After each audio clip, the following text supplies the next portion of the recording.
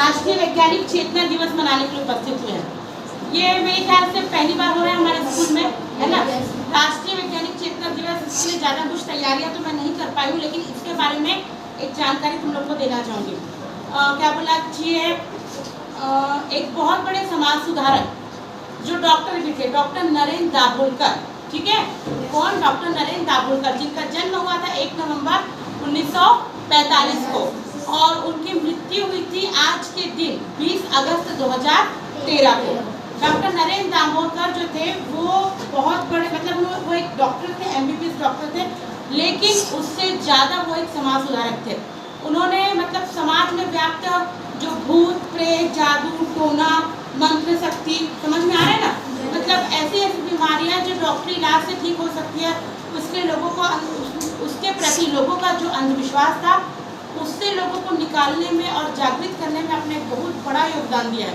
उन्होंने कई प्रकार की उन्होंने मतलब अंधविश्वास निर्मूलन के ऊपर कई पुस्तकें लिखी और वो इसी क्षेत्र में लगातार सतत रूप से कार्य कर रहे थे, करते ही थे।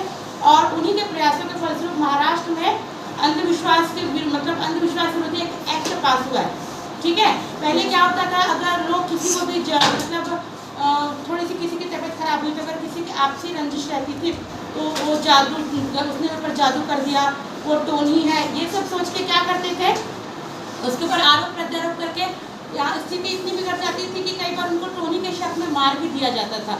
कई व्यक्ति जो अगर मानसिक रूप से परेशान है या मानसिक बीमारी से ग्रसित है, उनको मतलब मंत्र करने वाले, जादू टोना टोटका करने वाले समझा जाता था। मतलब समाज में जो इस तरह की बुराइयां व्याप्त थी, उन बुराइयों को दूर करने के लिए और समाज के लोगों को वैज्ञानिक सोच देने के लिए, विज्ञान के तरीके से सोचने के लिए, तार्किक शक्ति उनमें लाने के लिए बहुत ज़्यादा मेहनत करी। अपना जीवन का एक क्या बोलना चाहिए पूरा पड़ाव उन्होंने देश को वैज्ञानिक सोच के प्रति जागृत करने में लगा दिया। वो थे डॉक्टर नरेंद्र दाभोलकर। आज उनकी क्या है, पुण्यतिथि है। मतलब वो उस समय क्या था, जब वो ये सब काम कर रहे थे तो कुरीतियाँ हमारे समाज में फैली हुई थी।